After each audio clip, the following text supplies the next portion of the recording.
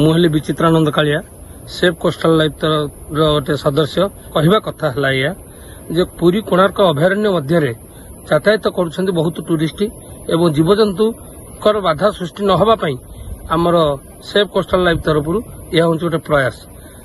बहुत स्पीड रे गाड़ी चलेला बेले जंतु निश्चय क्षति होउची एवं तांको क्षेत्र में पर्यटक एवं साधारण लोक क्षति होउचंदी। ए क्षति न होगा पाई आमे हमर प्रयास जारी रखी। ए होउची अभयारण्य होउची जीवजंतुंकर घर एवं तांकर बासस्थली कहले किछि अतृप्ति होबनी, किंतु सेमाने निर्भय जीवा आसा करबा दरकार, तांको आमे सुरक्षा दबा एटा होउची हमर प्रयास। ए बार्ता नहीं आमे साधारण लोकंकु एवं जनसाधारण को जनाऊँ जे बालुखंडे गला बेले निश्चय टिके धीरे जीवे एवं तांको गमनागमन को सुरक्षा देवे एवं तांको इच्छा तांको छाड़िबे।